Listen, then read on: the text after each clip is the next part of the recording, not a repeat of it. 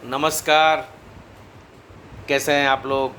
उम्मीद करते हैं आप लोग अच्छे होंगे और अपने अपने कार्य में व्यस्त होंगे। मैं सोचा आज कुछ मन में एक बात आई, मैंने सोचा आप लोगों को शेयर करूं। मैं आपको बताना चाहता हूं कि मैं जब अलग अलग कॉर्पोरेट में अलग अलग जगह रहा, अलग अलग जगह जॉब में रहा या निजी जीवन में भी, प्रयास करिए कि आप जिस तक संदेश पहुंचाना चाहते हैं सीधा संवाद उनके साथ हो। बीच में जो है बहुत तरह की बात जो आपको पसंद नहीं करते हैं, जो आपको आपकी उन्नति को देखना नहीं चाहते हैं, वो बीच में कुछ मसाला, बीच में कुछ ट्विस्ट, बीच में कुछ आपके खिलाफ भड़काऊ बात आगे कन्वे कर सकते हैं। मैं आपको कुछ बात बताना चाहता हूँ।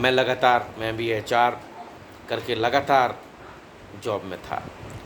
जब मैं अलग अलग जगह अलग अलग प्रतिष्ठान में, संस्थान में एचआर एग्जीक्यूटिव से लेके एचआर की जिम्मेदारी, कॉर्पोरेट अफेयर्स की जिम्मेदारी, अगर आपकी सीधा जो मैनेजमेंट से अगर नहीं है संवाद, मतलब आपकी जो रिपोर्टिंग मैनेजर जो अगर आपका नहीं है, बीच में अगर कोई इमीडिएट अगर कोई है, तो अब उसका रिश्ता और आपके रिश्ते पे बहुत डिपेंड करता है।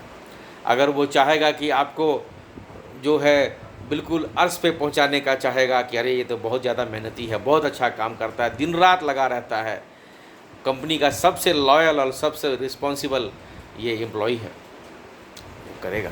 बेशक आप कर रहे होंगे, लेकिन अगर वो चाहेगा तो आपको आगे बढ़ाएगा।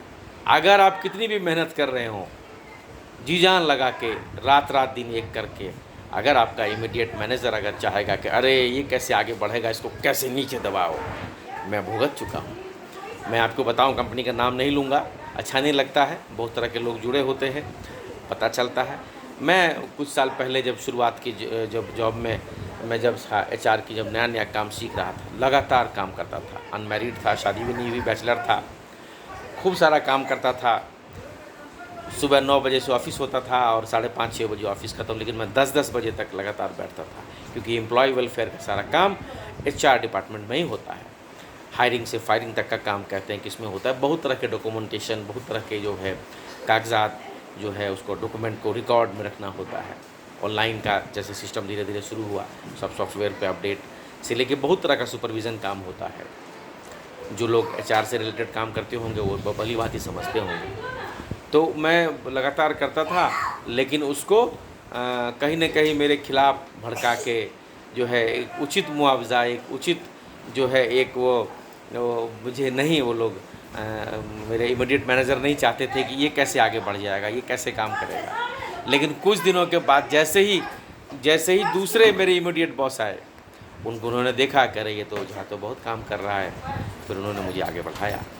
जैसे ही मैं किसी और दूसरी कंपनी में था, तो फिर थोड़ा सीनियर हुआ मैं, जो क्योंकि मैनेजमेंट का डायरेक्ट सुपरविज़न था, डायरेक्ट मैं उनको रिपोर्ट करता था।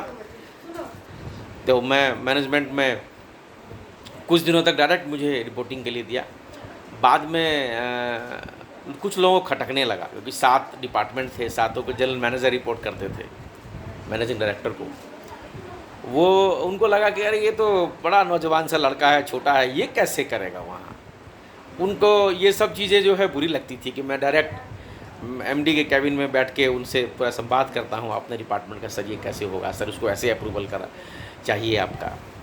धीरे धीरे उन्होंने एक बीच में कोशिश करके जो है बड़े अच्छे लॉजिक डाल के उन्होंने जो है उन्होंने कहा कि आप मुझे रिपोर्ट करेंगे, लेकिन थोड़ा इमीडिएट जो है इनको भी थोड़ा काम इनके पास कम है, इनको भी ये हमने इसको शामिल किया है उसको, ताकि उस काम का देखरेख जो है, सुपरविज़न, गाइडेंस इनका भी चाहिए। वो फिर जो है उसे मेरी नहीं बनती, वो मुझे मेरी तरह किया और मेरा नहीं देखता था, नहीं देखना चाहता था। वो मेरे बारे में खिलाफ उल्टा सीधा बोलना, ये सब करना, भड़काना, एकदम चीक उलट हो गया। क्योंकि मैं कहाँ जो है डायरेक्ट सब बात करता था, मेरे से बड़े प्रभावित होते थे मैनेजमेंट में। और वो देखा कि भाई ऐसे ही निजी जीवन में भी प्रयास करिए कि जो अगर आप किसी से संवाद करना चाहते हैं, मुझे तो याद है कि जब हम लोग एमबीए कर रहे थे तो फर्स्ट सेमेस्टर में ही बैरियर ऑफ कम्युनिकेशन है। अगर किसी को आप कम्युनिकेट करना चाहते हैं, किसी को कुछ संवाद करना चाहते हैं, तो किसी को बताना चाहते हैं, किसी को आप ए बोलेगा बी को, बी बोलेगा सी को, सी बोलेगा डी, तो पूरी बात के मायने ही बदल जाते हैं। इसीलिए प्रयास ये रखिए कि डायरेक्ट जिनसे बातचीत हो, डायरेक्ट बातचीत हो, डायरेक्ट बात हो, और ताकि उचित जो आप कहना चाह रहे हैं सब कुछ क्लियर, ताकि बीच में कोई मज़े न ले ले, कोई मसाला न ले ले। मैं तो पॉलिटिकल पार्टीज़ में भी देखता हूँ कि अगर कोई डायरेक्ट, अगर कंपनी के, अगर आप डायरेक्ट, अगर जो पॉलिटिकल पार्टी के अगर प्रेसिडेंट तक अगर आपकी पहुंच नहीं है, अगर आपकी बात नहीं होती है, तो बीच वाला जो है अगर कुछ बात रखेंगे तो उसके और आपके, आप उसके लिए कैसा व्यवहार है, उसके लिए कैसा आप टाइम निकालते हैं, उस पर खड़ा उतरते हैं कि नहीं, उस आधार पर ही उसको कन्वे करेंगे वो। इसीलिए खैर ये सब जीवन की जो है गाथाएँ हैं। बहुत सारे लोगों ने जो है इसको देखा होगा, मेरी बात को समझ रहे होंगे। इसलिए प्रयास ये रखिए जीवन में, चाहे वो सार्वजनिक जीवन हो, चाहे कोई निजी जीवन हो, उसमें जो है प्रयास करिए कि जिसको आप कुछ कहना चाह रहे हैं, जिसको कुछ संवाद करना चाहते हैं, वो सीधा संवाद उस तक पहुँचे, तो आपकी बात को सार्थक तरीके से वो समझ पाएंगे। नहीं तो फिर गोलमोल जो है आपको समय लग जाएगा, और वो आपके लिए निगेटिविटी, आपके लिए जो है आपकी मेहनत सब पानी फिर जाएगी। मेरी बात को शायद समझ रहे होंगे। हम दूसरी बार और दूसरे तरीके से आप लोगों को समझाने का प्रयास करेंगे।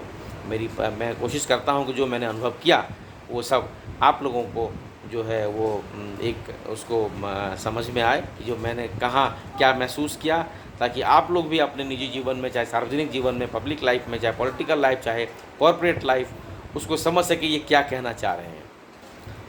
बस यही था। अच्छे रहिए, स्वस्थ रहिए, खुश रहिए। बहुत धन्यवाद। जय हिंद, जय भारत।